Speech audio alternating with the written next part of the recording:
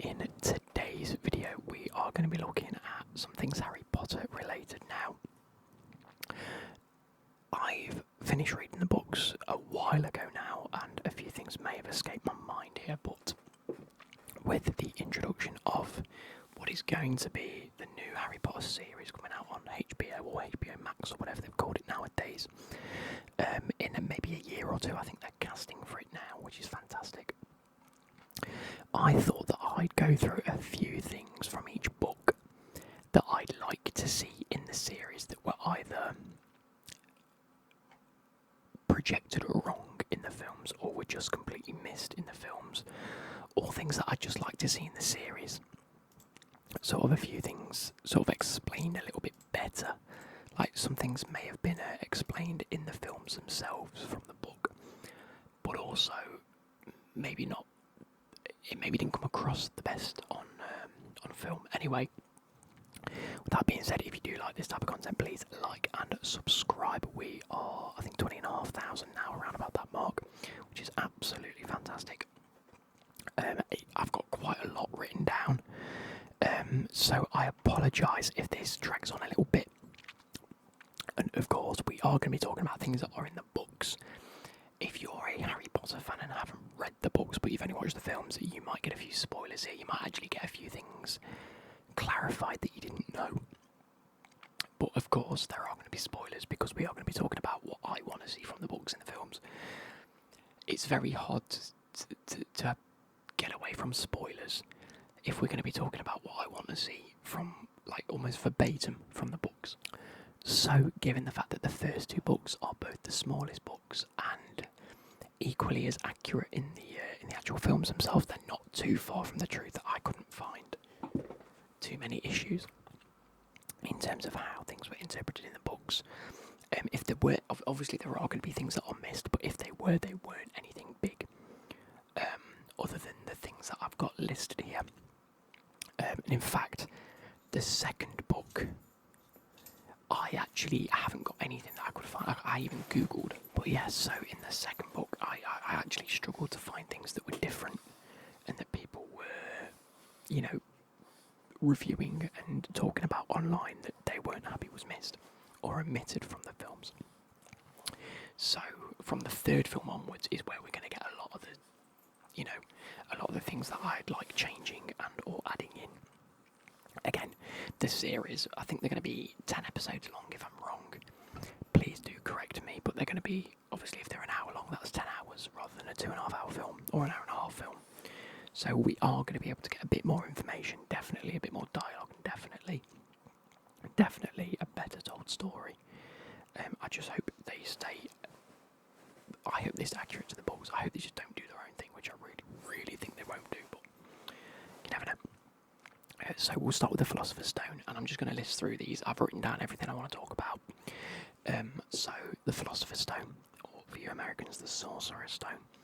The only two things I've got written down are Peeves the Poltergeist. Obviously, we see him throughout every book. Is he mentioned? He's got to be in every book. And obviously, he did actually have a role in the original films, but the whole part was cut. It was by Rick Mail. He played Peeves, and he actually plays quite an iconic role in the books, shall we say? And I think that's one of the only characters I think people will be expecting in the series that wasn't in the films. I think he's one of the only characters that we just never heard of. He has many iconic scenes, comedic moments, and actually some very good plot points. Like, for example, in one of the books, he drops a cabinet on Filch so that Harry and Ron can sort of get out of something. And that cabinet is actually the Vanishing Cabinet that comes up in the Order of the Phoenix. Hence why Draco has to fix it. If that makes sense, that's why Draco had to sort of fix it and rearrange it and try and get things working again. It's because it was broken when it was dropped on Filch. Anyway, the only other thing are the two missing challenges from, when they try and get to the Philosopher's Stone itself, and they have to go through the, Devil's Snare and things like that, and the chess game. The two missing challenges are a troll, which is actually, funny enough, you see a troll earlier on in the film, and it's Quirrell that says, troll in the dungeon. The reason he's so specific about that, or why he plays a key role in that, is because each professor chose a different challenge to defend the Philosopher's Stone. Now, Professor Quirrell already knows about trolls, so when they get there, the troll has already been defeated by Professor Quirrell. As he's the one that set the challenge, he set the troll as the challenge. And then another one is the potions challenge. You don't see that. And that's actually where you see Hermione's brain. This is where you really set the scene for Hermione as being like the clever one. I know she is. And we see throughout the film anyway, the rest of the films, where she's really, really IQ'd up to the fucking nut. But, the challenge itself is one potion will allow entry through the black flames, one potion will allow them to retreat through the purple flames. There are a couple of potions which is just nettle wine, and then 3 that contain poison that could kill, and they have to choose one. And lo and behold, Hermione uses a brain and helps. Anyway, that's all I've got for the Philosopher's Stone. The rest of it I thought was quite accurate, and I can't really think of anything. Again, it's been a while since I read the first couple. It was only a couple of months ago I read the last one, so it's been a while. I might have to reread them soon. Moving on to the Chamber of Secrets. I'd like to see Moaning Myrtle explaining her death a little better. Again, it's a really small plot point, but in the books, all you hear her say is that she saw great big yellow eyes, and then you're like, what could it be? And then you learn it's the basilisk. But in the books, she explains that she was hiding in the store, she was being bullied about her classes, she heard someone talk a different language, and then realised it was a boy, which was weird for the girls' toilets, so that's why she opened the door to try and look who it was, and then she saw the great big yellow eyes. So that explains how she was sort of locked in the toilets, because she was being bullied. I mean, she might say that in the films, to be fair, but I just want it a little bit better. Anyway, and the last one, again, I couldn't really think of anything, but I think this is a good point to really then explain this whole, what I think is one of the biggest plot holes in the films, is that Ron and the whole Weasley, they struggle financially. They have hand-me-down robes. You learn that from Draco in the first film. They're very much on a tight budget. If you look at the house, it's just houses that have been added to make the borough. It's just certain things that have been added as they've had more kids, and as they've got a little bit more money, they've got, we'll add that there. And that's how the borough was built. So why, if Harry's got all this money, why doesn't he just help him? Now, actually, in the books, and this is a running theme throughout all of the books, by the way, this isn't just Chamber of Secrets, but I think it would be a good start for them to explain, is that Molly and Arthur are far too proud people to accept anything from Harry, and in the books, he does actually offer quite a bit to help them out in different ways, and they always say no. They are very, very proud people. They will look after their own kids. So I thought that would be a good start for them to... And I think you see them more in the Chamber of Secrets, when they have the car, the flying car and things like that. And when he's there in the morning, just them sort of things. And when he, flu powder, it's them sort of scenes where you can start setting that in. So moving on to the Prisoner of Azkaban, and this is where things really start building up. Again, in the films, exactly the same. The books are exactly the same. This is where things blow up. Pardon me. Now, I can't remember exactly why, but all I remembered is the last half of the book wasn't accurate. This was the first time listening for me and reading the book where I thought, this isn't anything like the book, like the film and the book. They don't match. The second half just didn't match. So I'd like that to match more. I can't remember exactly why. I can't remember the exact plot points. But all I remember is thinking, this is so different. This isn't even close to the films. And I feel like that needs to be rectified. I know the third film had a completely different director, and they had a different... They wanted to show things in a different way, but I think they did stray on the third film a little bit too far past what the books wanted.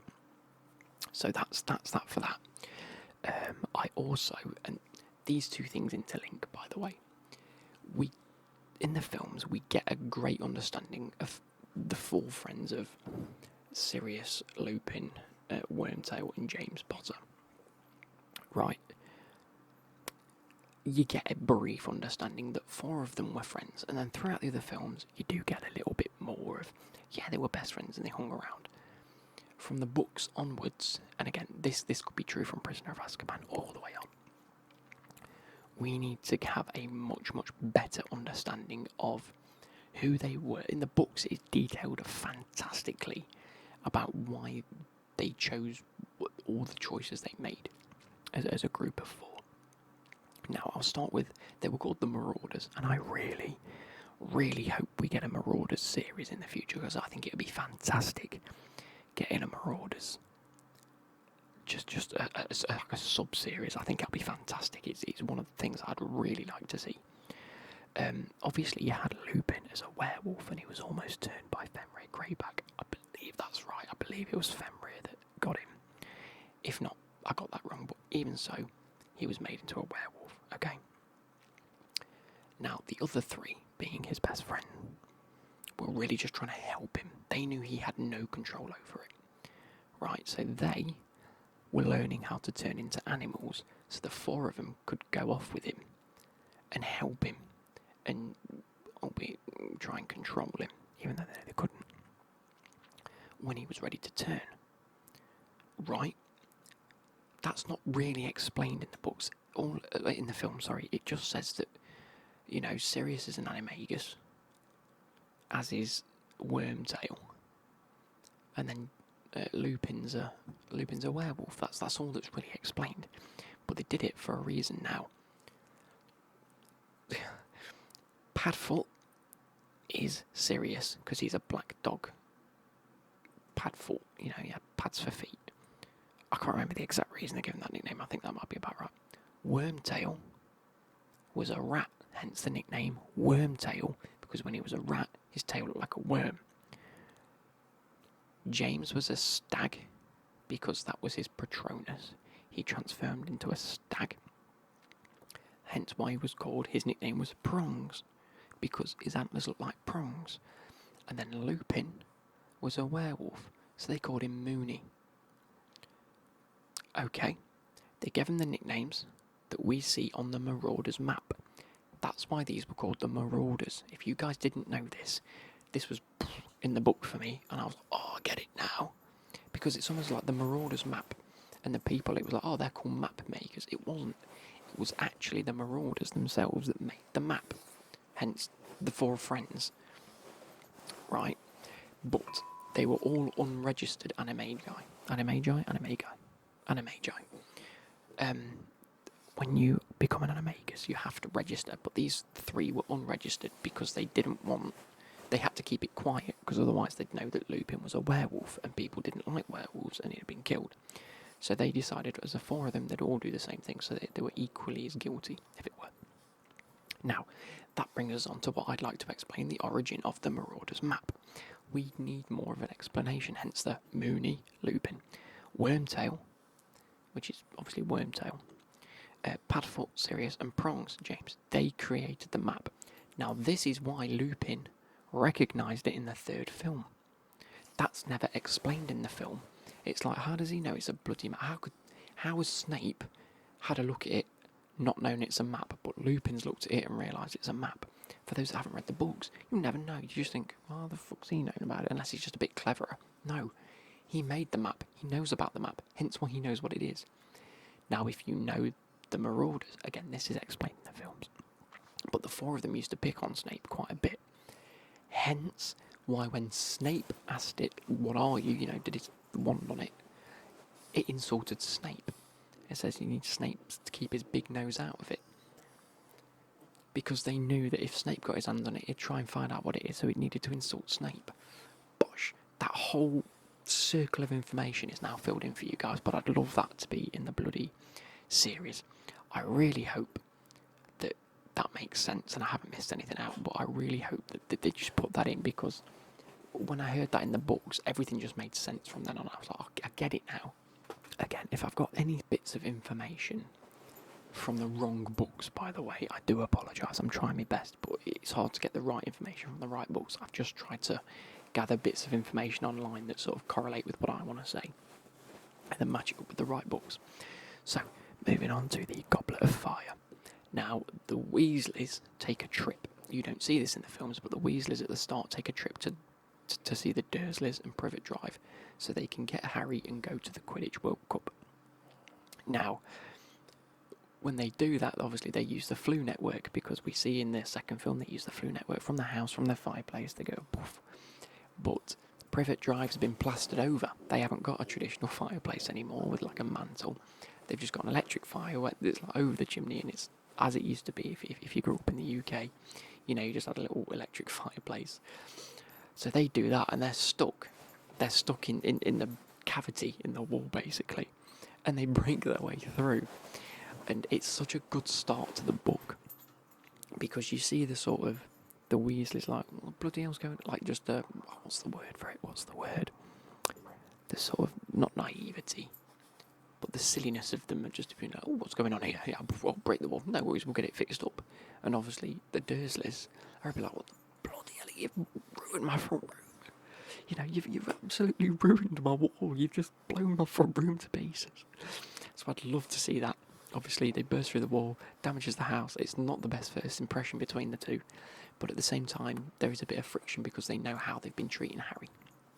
So there is a bit of tension there anyway. They fix it, blah, blah, blah, and then they go off to the book. I'd love that scene to be included. I think it sets... Because the Goblet of Fire is a bit more uplifting, a bit more bouncy of a film. Has a lot more comedic moments. You know, it's where they start becoming of age and they get a bit flirty and a bit, you know, just giggly. And I think that sets up the book very, very well, in my opinion. Yeah, so I'd like to see the introduction of Winky. She's the house elf of the Crouches, you know, Barty Crouch, and Senior and Junior. It's their house elf, and she actually plays quite a big role later on in... Is it the Goblet of Fire she plays a big role, or it might be a little bit later on in the book series, because obviously we know that Barty Crouch... Well, what I'd like to see is the whole Barty Crouch Senior and Junior sort of storyline in a lot more detail. If you guys didn't know, Barty Crouch Senior is actually the one to break Barty Crouch Junior out of prison. At the start of the film, we just see him on the cliff edge as looking at Hogwarts, don't we? But Barty Crouch Senior broke him out because it was his wife and Junior's mum, her dying wish that he wasn't in Azkaban anymore. So she pretended to be him when they went to visit him, and they swapped over, and he brought him back, had him under the Imperius curse, and basically over time he broke out of that, and that's when he escaped. Barty Crouch Senior knows this and should really do something about it, but there's a few other things that are sort of misplaced throughout that book that sort of add into the story. And Winky plays a big role in actually allowing that information to come to light. And I think I'd like to see her a lot more anyway. I'd like to see hers and Dobby's relationship when they work in the Hogwarts kitchen, which again you don't see in the film, but plays a little bit of a role in that book. I think it's quite cool. And then that opens the door for Hermione's political stance with the, I've got it written down, Hermione's Society for the Promotion of Elfish Welfare, which spelled out SPEW, which then became quite a big sort of storyline in the books, which again you don't see at all. Hermione basically wanted elves to be free. Now, some of the elves were happy with this. You know, the likes of Dobby was, yeah, we should all be free. But then Dobby ended up working at Hogwarts anyway because he felt like he didn't have anything to do, and he needed something to do. It's in an elf's sort of... it's in their nature to be wanting to work. So ended up getting a job and asking, and Dumbledore basically paid him a wage. Hermione then tries to hide clothes in piles of rubbish, so that when the elves were there in the dormitory, in the Gryffindor common room and things like this, they would pick it up, inadvertently be given clothes, and then become free elves. But they didn't like that. They were like, no, this is wrong, because I'm not choosing to be free, or no one's telling me to be free. It's quite a disingenuous way of becoming a free elf, which a lot of them didn't want. So there's a lot of political things there. I'd love that storyline to come out. I'd like to see Rita Skeeter's character a little bit better explained. She's not just a reporter that's a bit sleazy. She's actually an animagus, again another one, but she's a beetle. She's a dung beetle, and that's how she actually gets all of her information. Do you know the bits where it's like, I don't know how a lot of people got this information. I don't know how you know this. I don't know how you know that. She just goes and hides near the subject. She pretends to be a beetle on the wall, and that's how she knows all the information. Anyway, that'd be cool. And then I'd like it to be abundantly obvious that, because it's just a thing from the books, that Harry's winnings from the Goblet of Fire, he won it, so he gets all that money, he gets a big purse of money, because he doesn't need the money. And again, this goes back to not wanting to help out the Weasleys and why Arthur and Molly don't want to take the help. He actually gifts that money to Fred and George for them to open their joke shop and their sweet shop at the Weasley's Wizarding Wheezers, whatever it's called. And he says to them, just have it, you go and open your shop. Now, in one of the later films, Hermione goes, I don't know how they're still making a living.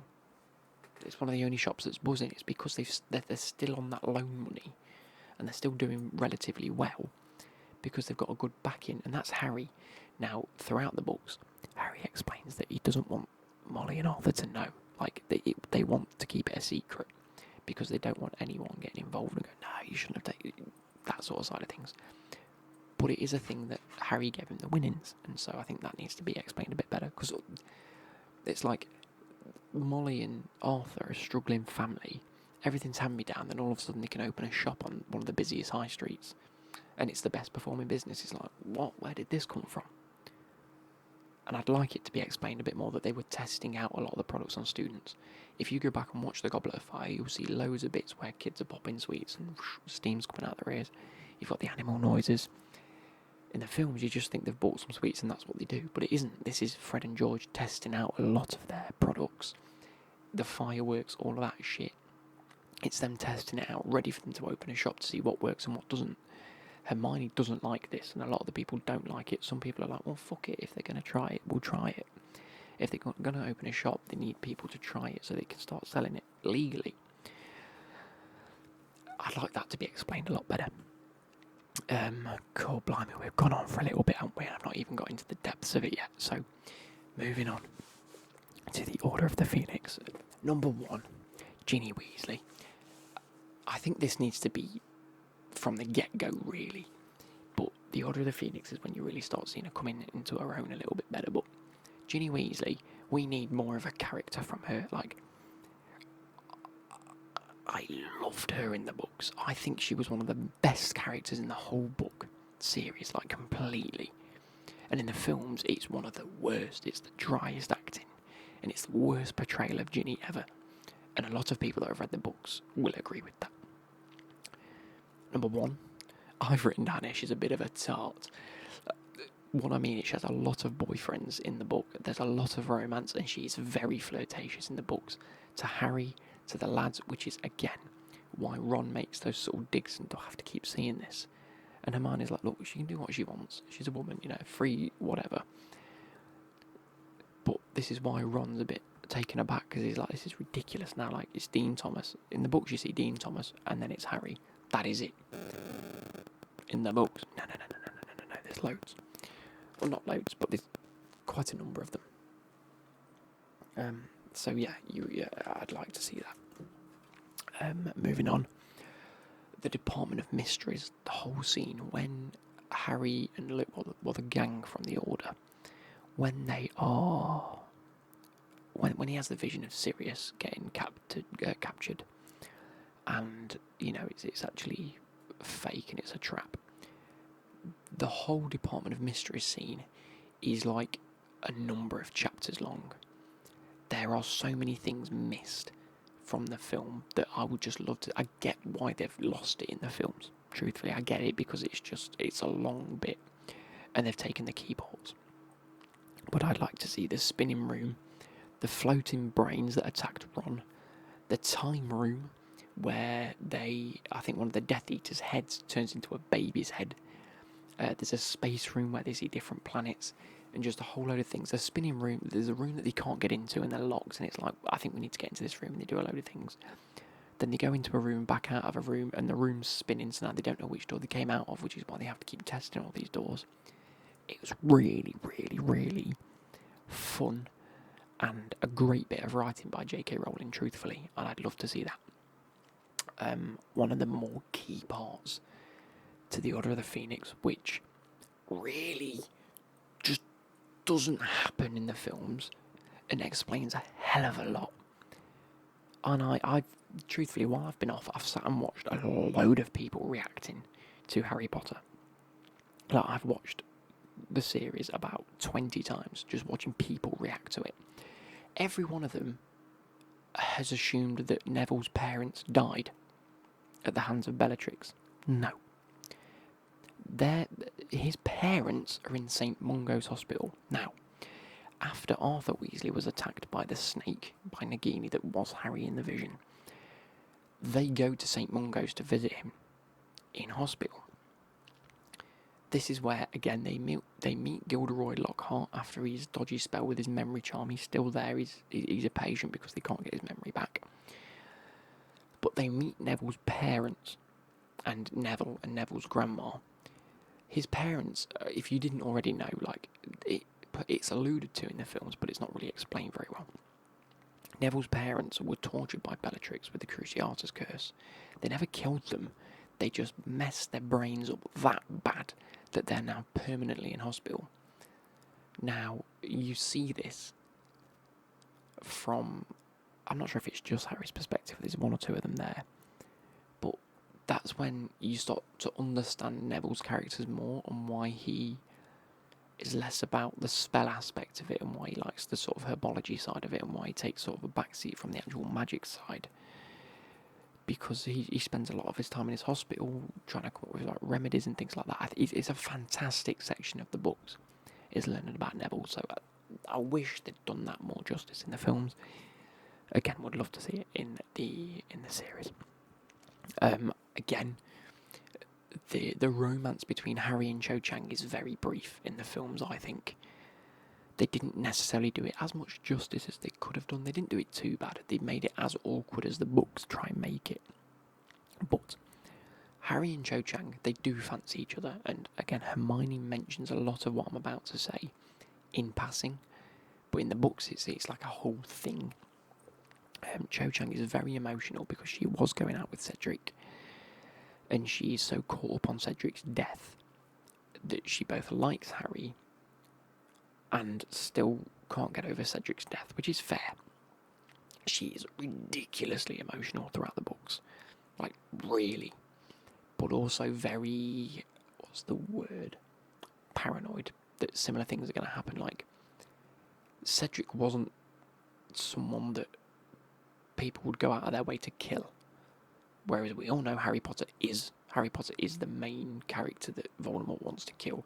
So Cho Chang trying to get involved in someone like that after Cedric's died, with the risk that Harry might potentially die in the future, is very much hard to take for her. She's often crying over Cedric. She doesn't stop asking Harry about him. You know, what was his final moments like? Did he ever speak about all this shit? And Harry's like, for fuck's sake. They end up going on a date on Valentine's Day to a tea shop in Hogsmeade. It's a horrible, terrible date, which Harry then remembers that he's meant to meet Hermione, so says, I'm ever so sorry, I've got to go and see Hermione. Cho Chang does not like this at all, because she thinks, well, she's actually very jealous of Hermione, because Harry spends so much time with her, and he's like, it's not about that, but she does. Anyway, makes it very awkward, hence why their relationship fizzles out. Now, also in the films, Cho Chang is the person that snitched on him to Umbridge. Wrong. In the books, it's her friend Marietta Edgecombe, which you just don't see in the films at all. She actually betrayed them. Was it because of the Veritaserum? I think it might have been. Anyway, so that's probably right. But they know it was her that betrayed the group because purple blisters started to appear on her face. Now, this was all because of a hex that Hermione put on the parchment of paper that they all signed when they signed up to Dumbledore's army. Do you know the bit where they go into is it Gold? What's the flipping pub called? Can't remember now. But do you know where they go and they sit on the parchment of paper and they'll put the names down? That's been hexed so that if anyone snitched and told wrong or told people, then they'd get purple blisters that spelled out. What did it spell out? It spelled out a word anyway in blisters up her face, which is how they know it was her friend, Marietta Edgecombe, that had done it. Anyway, also, they didn't want to communicate that they were, going to certain things, and they wanted a secret way of communicating with each other. So they used these medallions where they could like tap it and it'd like vibrate or something, or it'd shine or whatever it'd happen. And that's how they communicate with each other. I'd like that to be added in. Again, not sure how. And the last thing I'd like to see is a bit more Fred and George at the end of the film. Obviously, we see in the film that they set off the fireworks in the hall and things blow up and then they just race off out of there, and then you don't really hear much about them in school.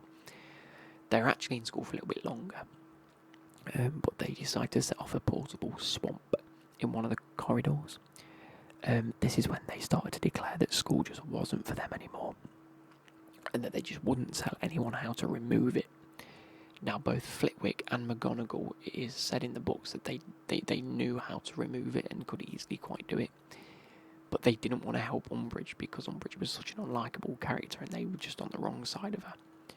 That they were like, fuck it, she can learn. And Umbridge didn't know how to clear it up.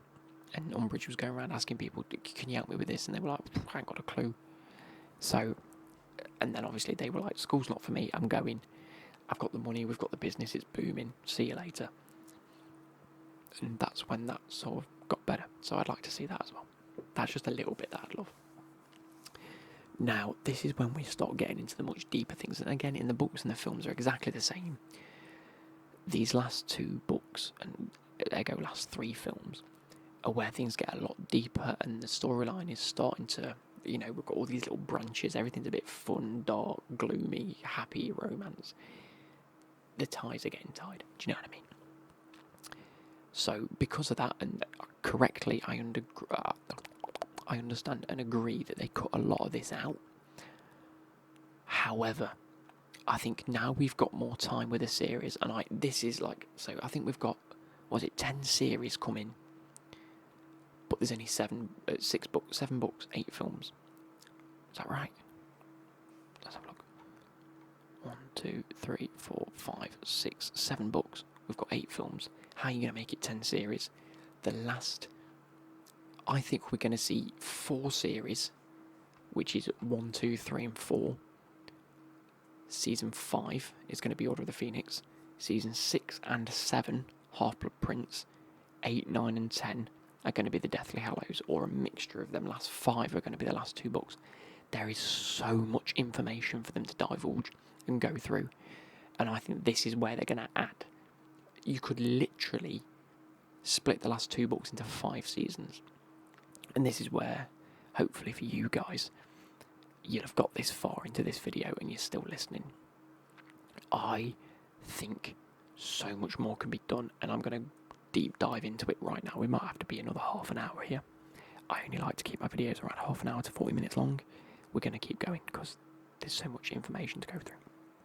So, the start of Half-Blood Prince. Dumbledore meets the Dursleys. He sits down with them.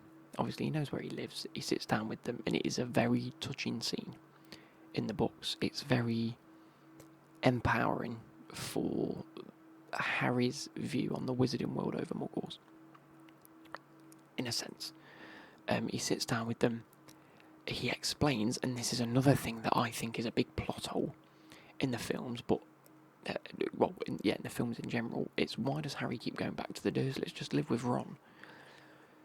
Dumbledore sits down and he explains how Voldemort can't touch Harry while he's with the Dursleys because that's his loving place. His mother's love protects him. His mother's love is passed on through her sister. Even though they don't love him, they don't like him, that area of magic is what is protecting him. He needs to return every summer. At least until he's of age, because that's when it sort of runs out again, and then he can make his own choices. he explains that, and that again later on in the series could be a plot point for make people go, oh, okay, fair. It sort of ties back into what's happened, so it's a good place to have that bit of information. But he also heavily scolds them for how they've treated Harry over the years, and he really emphasises how they've done a terrible job of raising him. And I think this is the one where, when I was listening to it being read, I was like, wow. It's like, it helps Harry understand that this isn't necessarily normal. You can move on now, like, it's sort of a little bit of closure for him, and that there are other people out there to protect him from here onwards, because he's becoming of age soon. And yes, he needs to be there, but hopefully, as last year, we'll let the Dursleys know what's happening. It sort of just brings a bit of that family aspect back together, especially given the fact that Sirius is now dead. He doesn't have family, and I think Dumbledore's understood the fact that the thing Harry hasn't had his family, and he had that with Sirius for maybe half a book. Actually, just going back to the Order of the Phoenix and Goblet of Fire, we need to see a lot more Sirius, because he's in the books a hell of a lot more, and they communicate a lot more. I haven't even written this one down. Sorry. I haven't written this one down. But also, in one of the books, was it Goblet of Fire? Order of the Phoenix, Goblet. One of them might even be the end of Prisoner of Azkaban, to be fair.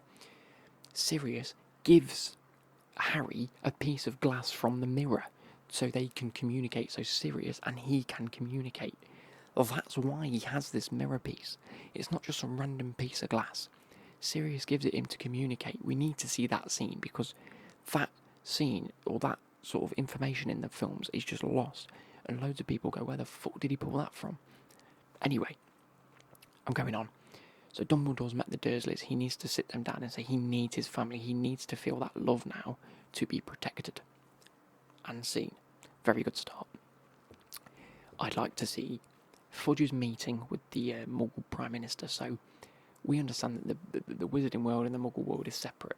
However, in the books, we're now led to believe that one person, albeit one person in England, knows about the Wizarding world, and that is the Prime Minister at the time.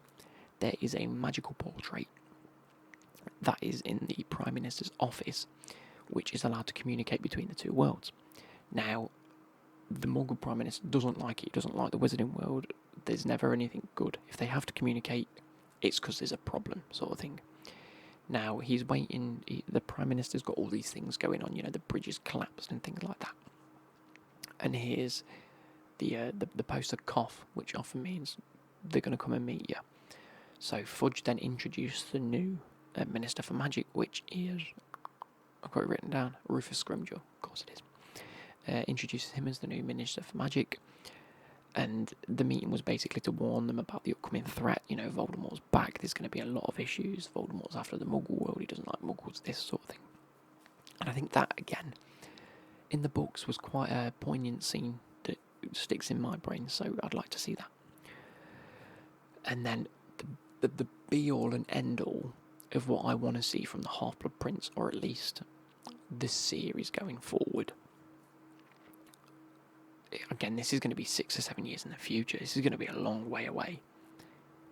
But we need to see a lot more time with Dumbledore and Harry that was spent going through Tom Riddle's past, and all of the cases of the memories that Dumbledore's got next to the what do you call it? The pensive. The pensive. But Harry and Dumbledore spend a lot of time, a hell of a lot of time going through so many memories.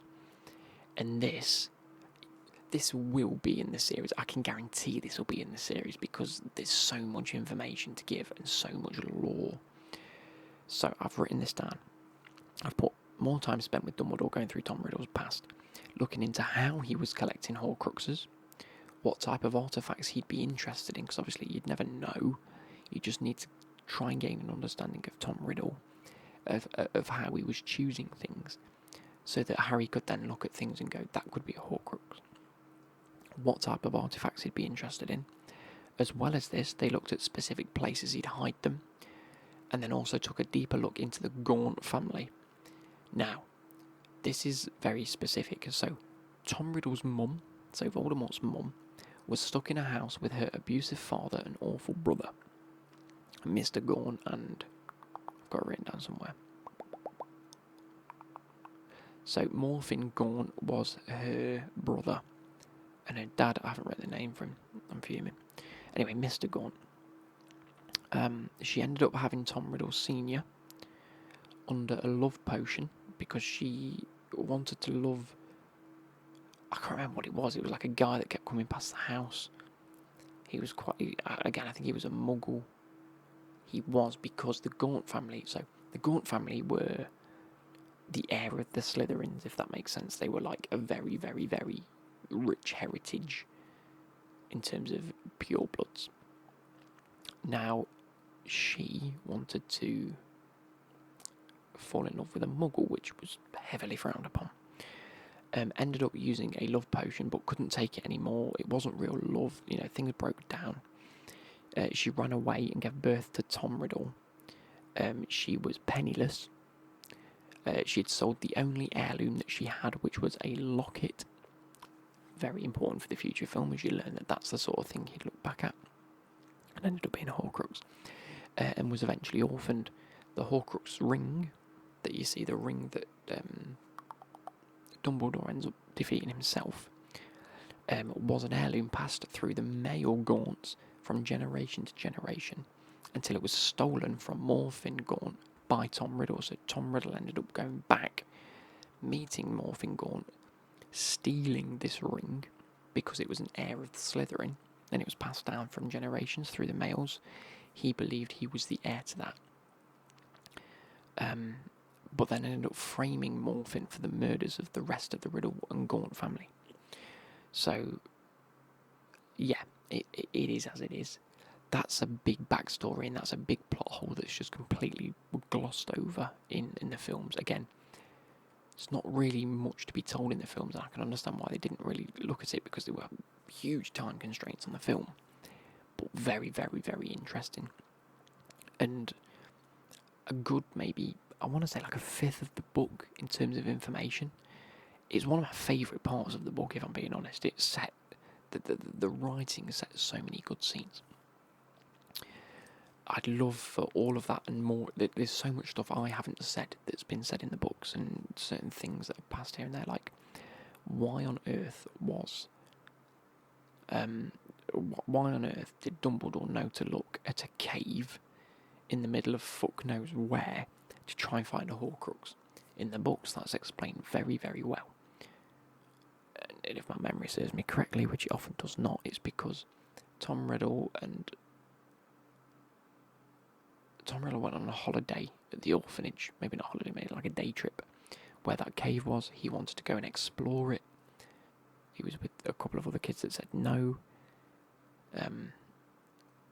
Eventually they did explore it, and he may have killed the kids, he may have hurt the kids, whatever. I can't quite remember that, but that's why it's stuck in his memory, because it was one of the trips he took. Now, going through his past memories, you can see that's when he was a bit like, again, we see it in the films where he's like, I like hurting people, I do bad things. You see that more in the book. And it explains why certain places are more poignant to him. And then, obviously, the end of Half-Blood Prince, the Battle of the Astronomy Tower, when Draco leads the Death Eaters to kill Dumbledore. That, in the books, is met with quite a bit of resistance. There are members of Dumbledore's army, the Order of the Phoenix, and other professors that are trying to stop them getting to the Astronomy Tower. Again, without going into too much detail, this is where Bill Weasley actually gets his scar from Fenrir Greyback, because he's been slashed. Obviously, we see later on in the films, it's either the Deathly Hallows Part 1, or later, I can't remember when it is exactly, but we see the scar on his face, and it's like, well, where the fuck did he get that? That's then explained, and there's a lot more explained, and a hell of a lot more information.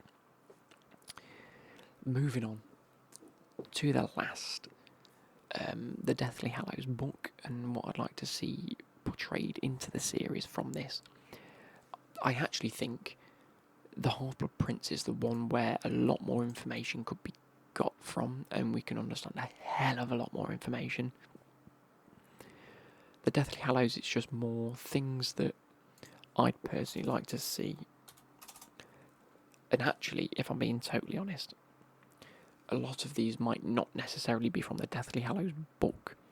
It might be from things in the previous Order of the Phoenix and Half-Blood Prince. Specifically, depends on where they want to add it in to fit the information in. Because I think a lot of this that I'm about to explain comes from lots of bits of information that have been drip-thread throughout the number of books. And either it needs to be tied up in the later series, where we can then have maybe a few flashbacks or bits of information that then lead to, something being discovered, or it needs to be added in them respective series. So, number one, this is directly from the Deathly Hallows, by the way. Whilst on the run, but it does include something that we need to have known previous, which I'll explain. So, whilst on the run, Harry, Ron, and Hermione, many other members of their families were obviously in danger. You like the Weasleys. I actually missed something here and I can add it on at the end. The Weasleys were in quite a bit of danger. Obviously, Arthur Weasley worked at the Ministry, but the Ministry was being taken over by Death Eaters, and obviously if they knew Ron, Hermione and Harry were together, why not just grab his dad and say, where the fuck's your son? Again, it's explained in some of the books that the Weasleys had actually transfigured the attic ghoul. Again, if you didn't already know, I think it needs to be implemented. I can't remember exactly which book we learn about it, but there is a ghoul in the in the Burrow attic that's haunted there, which is why they never go up there. They never go into the attic because there's a ghoul and it just sort of fucks about a bit and causes issues. But they've transfigured the ghoul to look like an ill version of Ron. They say he's suffering with some really bad disease, and when the house does actually get checked up on, they go, is someone up there? Or it looks a bit like an ill ginger child. We're going to assume, which is how he keeps Ron out of it. So, again, it's one of those things where we think, it's sort of a bit of a plot hole from the films, not really, but you sit there and you think, well, Ron and Hermione and Harry are on the run. Ron's family are quite well known within the wizarding world, especially because Malfoys know about them. They might go, well, we know Harry's friends with Ron, we know that from Draco, why not just go after the Weasleys? It's one of those things where in the books they actually do, and they can't quite get away with it, because, certain things where they go, no, Ron's fine, mate, we don't know, and they go, fair dues. Anyway, my second point, again, might tie up a few things from multiple previous books and films and series, whatever you want to say, is why Creature obeys Harry. Now, basically why Harry's servant, why he becomes Harry's servant in Grimmauld Place. Now, the whole lineage of the Sirius family is very quickly overlooked. It's briefly shown. I'd like it to be a bit more prominent as to how things relate to each other and how people relate to each other. Now, in the books, Harry, Ron and Hermione don't know whether to go back to Grimmauld Place at all, because they're not sure whether A, with it being Sirius's house, whether the loyalty of the house and the hiddenness of the house stays loyal to the Black family, because it is through the Black family, it's the Black family's house, i.e. the only other heir would be Bellatrix because she's alive, and or Narcissa because she's related, they're like cousins and things like this. So they don't know whether it'd go to them, or whether, because the previous owner was Sirius Black, whether he passed it on to Harry. So they're going, I don't know whether it's a safe place, because the loyalty of it, if we go back there, it could be a trap, basically. If it's in possession of Bellatrix, she might not even know about it anyway. But if it is in Harry's possession, as sort of it's his ownership, ergo Creature's ownership, because he serves that family, his ownership's now been passed on to Harry. Hence why Harry can ask him questions and he has to obey, which is why he says, find me Mundungus, and he goes and finds him. But also why Creature still doesn't like Hermione and Ron, and while he'll still call Hermione a Mudblood, because he's been passed through the Black family, where it is very pure blood and very racist, if it were. I don't know if that's the right term, but Mugglist. And how that sort of thing. But that also then leads on to the role of Phineas Nigellus Black, which, if you played the Hogwarts game, you'll understand. He is the great-grandfather or great-great-grandfather of Sirius Black, something like this. Obviously a Hogwarts professor. Hogwarts headmaster at some point. He does play quite a key role in the last couple of books. In the last 2 books, maybe they're just the last, but I can't quite remember. Now, he has a portrait in one of the bedrooms in Grimmauld Place, but also being the headmaster of Hogwarts at a time meant that his actual portrait, is in Dumbledore's office and the headmaster's office. Now, that's very important because that plays a key role in being able to communicate Dumbledore with the HQ during the Order of the Phoenix and the Half-Blood Prince, but also later in the Deathly Hallows when Harry's trying to keep an eye on Snape. Now, again, the Black family being who they are, they don't know whether to rat out Harry or not, so Harry has to keep very safe from, even if the house belongs to him, Phineas Nigellus Black could, obviously, Snape's now in the headmaster's office in the last book, so will Phineas dob him in, knowing that Snape can enter the house because he's been given permission because he's part of the Order, and we don't know where the loyalties lie, so there's a lot of but loyalties and not knowing where things lie. I really like that sort of aspect of it. Yeah, I think that should be included. I think that's a really cool little point. And before I go, I've got one last point, but I've actually got one point before my last point. It's very quick. Percy Weasley, he takes the government ministry side when it comes to Voldemort in the Order of the Phoenix and the Half-Blood Prince. He very quickly abandons his family and disagrees with them that Voldemort's back because he's trying to win favour at the ministry. He's not really a well-known person. He works in the ministry. He was a prefect. He's very much a goody two-shoes, likes to follow order. And him following the political side of things leaves him out of favour with the Weasleys. Obviously, it's still Molly's son, and they don't speak for a very long time. And it's one of those where she's always worried about him. There's a whole sort of subsection of the books where she's worrying about him and doesn't know what he's getting up to and hopes he'd just come home and hopes everyone will just apologise to each other. I'd like to see that explored more. But basically he's trying to work his way up the ministry, and to do that you've got to sort of be in with the ministry lot, which went against a lot of the Order sort of stuff. Anyway, last but not least, it's a very, very, very brief one, with 1 or 2 things included. And again, I can't remember exactly which book. This might be in the Half-Blood Prince, might be in the Deathly Hallows, but I want to see how they learn to disapparate. Part of the books was quite fun, where they all got into the hall. They were being taught by people that, how to disapparate, what splinching was. In the films we see Ron get splinched in his arms in pieces, and we don't know why. I don't know what the difference is. So basically, when you disapparate, you're moving every atom of your body to a completely different location. Sometimes, if you're not concentrating enough, certain atoms can be left behind. So you can disapparate and your foot would be over there. And that's a big issue because you can lose limbs, things could go permanently wrong. And you've got to sort of learn not to do that. And there's quite a few little funny things, a few quite scary things in the book where it's like, wow, I didn't know that. And it's just quite a fun part of the book to learn. It's like imagine you're at school doing your driving lessons, and that sort of period of your life is quite fun. It's quite, I'm learning how to drive. Oh, you're learning how to drive. Cool, I'm not of age yet, so when I'm of age, I'll learn how to drive.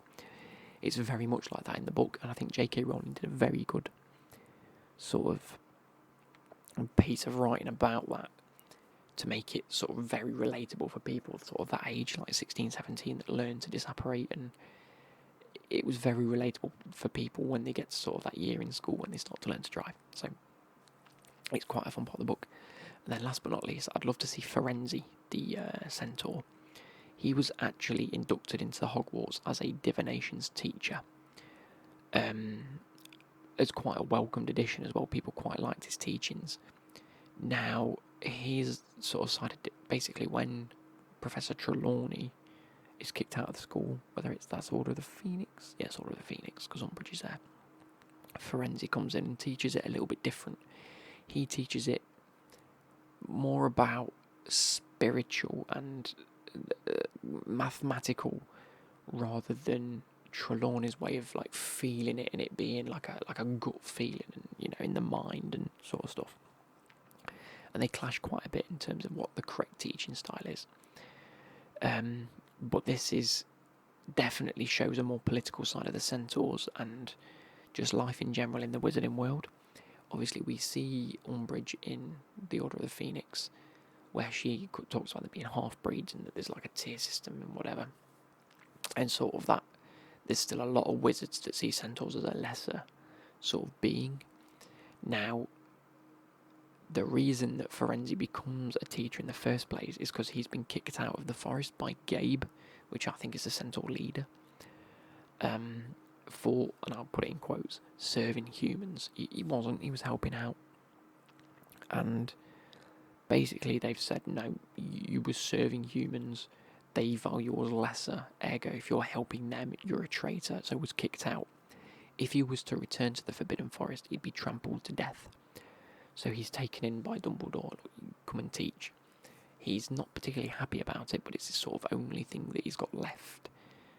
And yeah, I think it's just a cool little addition, especially come the end of the seasons. It'd be cool to tie that back in.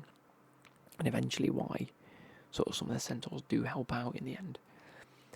Just on that Percy note as well, in case you were wondering, he does actually rekindle his friendship with the family again. He actually comes and joins the battle, sort of midway through, in the big, battle for Hogwarts scenes that you see. But he joins Fred and George just as an explosion goes off, which kills Fred or George, whichever one died, I can't quite remember. That being said, just on the Deathly Hallows, I'd like to see a lot more in the Battle for Hogwarts as sort of certain episodes. That's when it's coming to the end of the 10 seasons, so this will be season 9, and this will be season 10. I think season 10 will be a big couple of episodes, battle scenes, where we see a lot of information being divulged and all that sort of stuff. But I'd like to see people's deaths being given the actual justice, like Lupin and Tonks. They'd had a kid, that needs to be included, all of them scenes. Bill Weasley was the master of his own secret at Shell Cottage. Was it Shell Cottage? I think that needs to be said more. I think that sort of whole thing, where they keep, where they bury Dobby, that's Shell Cottage, and where they sort of hold out with the goblins. All of these people that you see throughout the seasons, their stories are continued a lot more in the book, and you get a lot more information, and actually get a lot more attached to them in the books, because you learn certain things. Tonks' mum and dad, she's in the books. They only live over the hill from the Burrow. They're actually very close to the Weasleys, hence why Tonks and Lupin meet, because they're part of the Order. That's how Tonks really becomes a part of it. I'd like to see Tonks' story included a bit more. Again, I've gone on. It's literally been an hour. I'm sorry I ended up speaking towards the end of this and not whispering as much. I do apologise. I got too into it. Let me know if you want, if there's anything else I could have added. Please let me know. But it's been your boy. I've absolutely loved talking about this and just remembering a lot of things from the books. I've been on a proper Harry Potter hype recently. Like I say, I've watched all the seasons about 20 times. All the films 20 times. I've built my Gringotts bank. Look at that. There we go. I had to do a little bit of editing there just to get rid of my mistake when clicking stuff on my camera. But that's my Gringotts bank that's just been built. It is fantastic. It's got a load of working parts. The actual the railway itself, not railway, what do you call it? The cart, whatever it is, that works. There we go. I hope you guys have enjoyed this, and I'll catch you later. Goodbye.